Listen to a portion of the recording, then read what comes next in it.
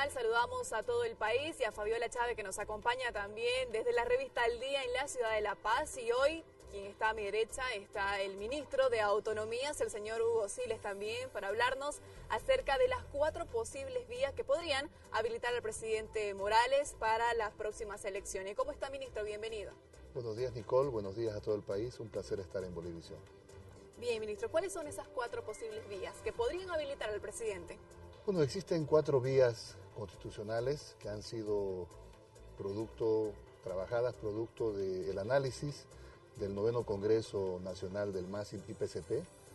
Una primera alternativa o vía para poder permitir una nueva candidatura del presidente Evo Morales en el año 2019 es la iniciativa legislativa que a partir de la convocatoria de la Asamblea Legislativa Plurinacional por 2/3 se puede convocar un referéndum para poder modificar el artículo 168 de la Constitución Política del Estado. Una segunda vía es la iniciativa ciudadana. A partir de la recolección de firmas de al menos 20% del padrón electoral, también la Asamblea Legislativa Plurinacional puede convocar a un referéndum a partir de esta recolección de firmas que permita la modificación del artículo 168. Una tercera vía corresponde a la interpretación de la Constitución Política del Estado, los derechos fundamentales versus los procedimientos constitucionales. Es también una vía alternativa para poder habilitar al presidente Evo Morales en una eventual candidatura el año 2019. Y una cuarta vía es la no conclusión al mandato en los 5 años previstos por la Constitución y 6 meses antes poder habilitarse como candidato en las elecciones del año 2019. Estas vías constitucionales son vías que se sustentan en la propia Constitución, que están en función también de una interpretación.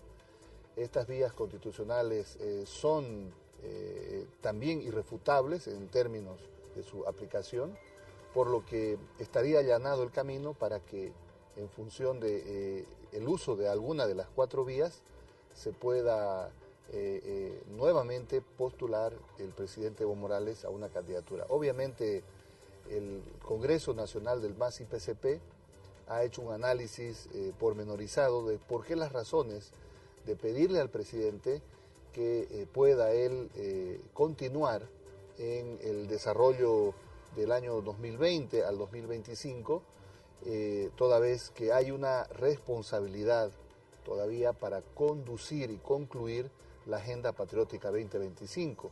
Convengamos que en los últimos 11 años que tiene nuestro gobierno nacional al frente de los temas centrales del país, hemos desarrollado cambios y transformaciones sustanciales.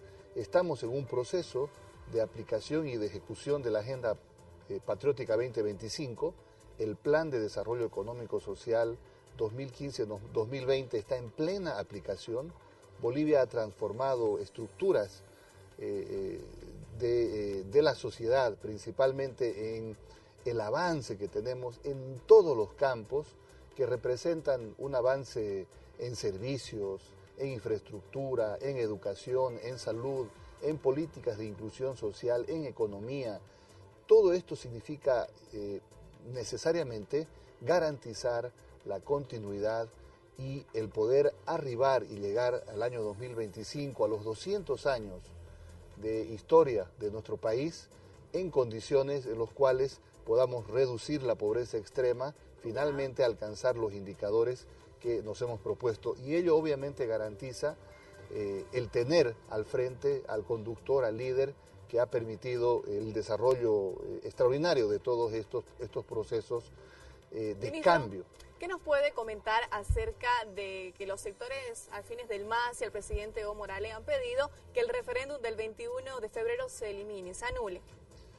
Bueno, hay razones, es un pedido que forma parte también de la democracia. Parte de los sectores sociales han sido testigos de ese uso de fraude mediático, de la impostura, de la falsedad, sobre la cual 2 semanas antes del referéndum del 21 de febrero, algunos medios de comunicación hicieron uso de una noticia falseada, truncada, hicieron uso de una falsedad en cuanto a un caso, desarrollaron titulares en los medios de comunicación escrito, hicieron uso de entrevistas, de recursos mediáticos que finalmente tenían como objetivo final planificado el de desestabilizar, pero por sobre todo resquebrajar la imagen del presidente Evo Morales.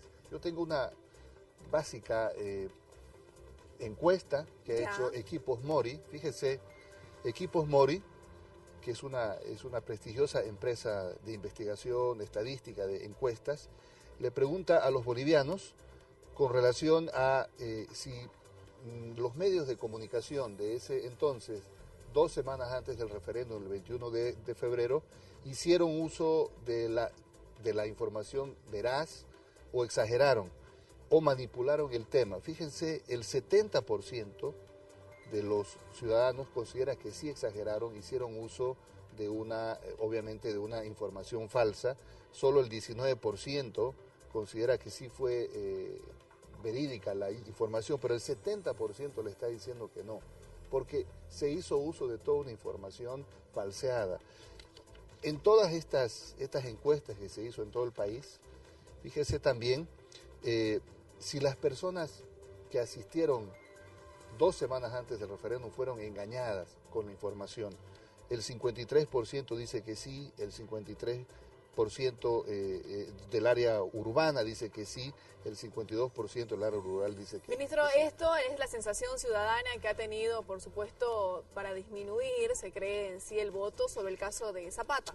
Por supuesto, ha sido un caso sobre el cual se hizo uso de un montaje, de una información falseada.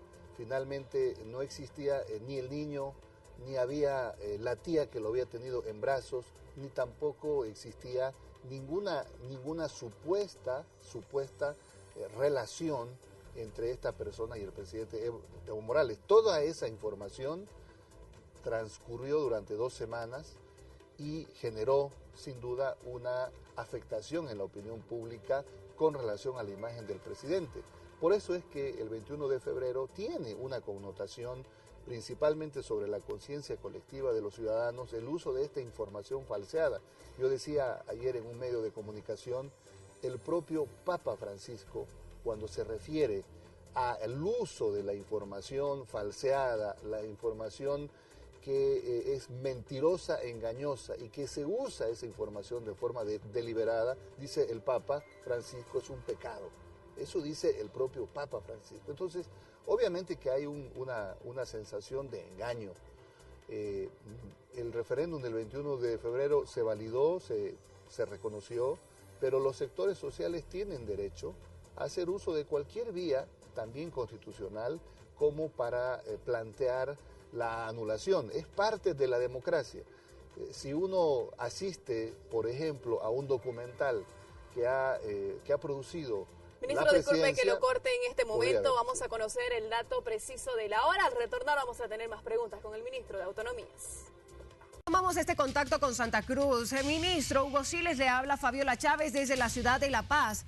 Y mi pregunta es la siguiente. Hay mucha gente, mucha parte de la población que no entiende que dentro de una de las alternativas, que es el 20% para la recolección de firmas, en el artículo 411 de la Constitución se puede realizar, dice, por iniciativa legislativa o por iniciativa popular. En este caso, cuando se llevó a cabo el referéndum del 21 de febrero, se llevó por iniciativa legislativa.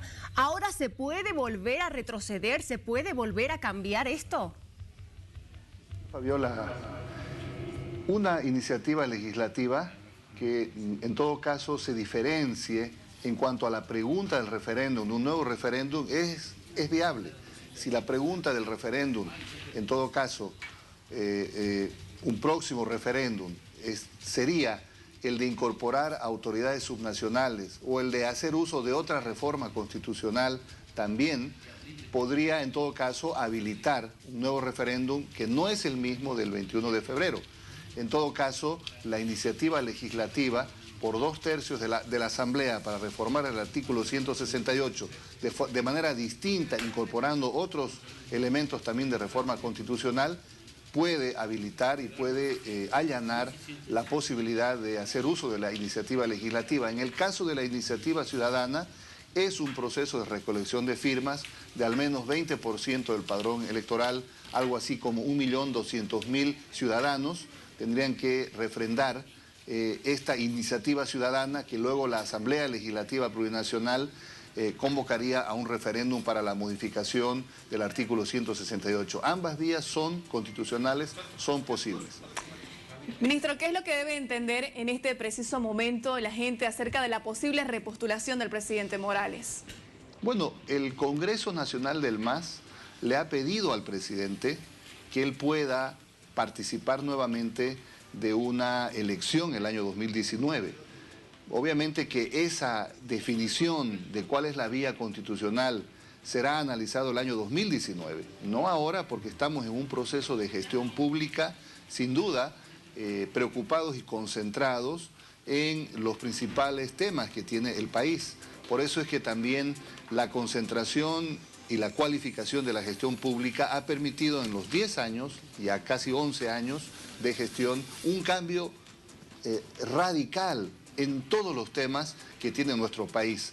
Fíjese, en 10, 11 años de gobierno, en todos los temas que usted pudiera requerir en términos de estadística, datos, transformación, inclusión de población en Bolivia, economía, hemos hecho más que en 180 años. Esa es un poco la responsabilidad también que el presidente Evo asume para poder concluir la Agenda Patriótica 2025. La población tiene que ser consciente que Bolivia cambió, se transformó radicalmente, y eso es parte de la sensación ciudadana que hoy le habilita al presidente en la aprobación en todo el país.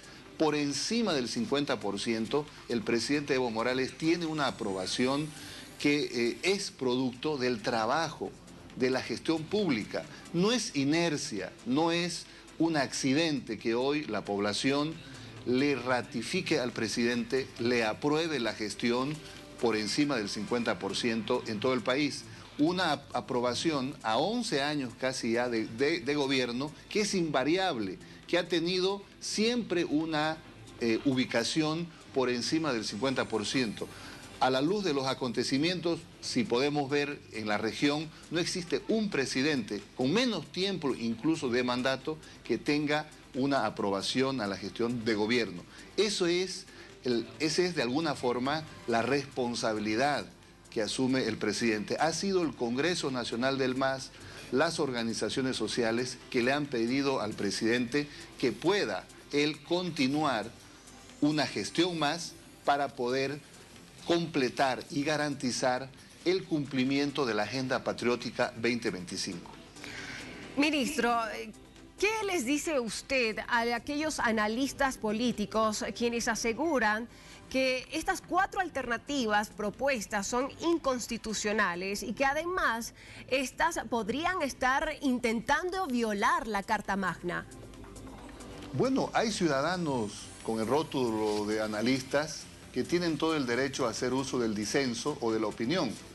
Bolivia es un país que ha extendido la democracia, no como hace 20 años atrás, cualquiera de los mandatarios que asumía la conducción del país llegaba con un porcentaje del 20-25% y era presidente.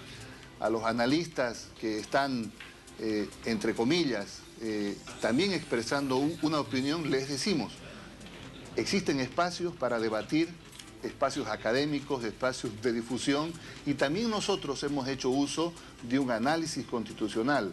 3 días en el Congreso Nacional del MAS y PCP hemos hecho un análisis constitucional. Analistas constitucionalistas no solamente existen en la oposición, también hay ciudadanos analistas que están dentro de las filas del movimiento al socialismo, o también ciudadanos independientes, académicos, que pueden expresar en el debate y en el análisis la veracidad y en todo caso el allanar o reconocer que estas vías constitucionales son también alternativas y son posibles para poder aplicarlas el año 2019.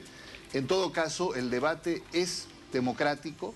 La difusión de estas 4 vías también tendrá a actores, a ciudadanos, a analistas en todo el país. No podemos circunscribirnos al uso de una opinión de algunos analistas que usted menciona, que dicen no son viables. Quien va a definir finalmente la instancia constitucional de estas 4 vías es el Tribunal Constitucional Plurinacional.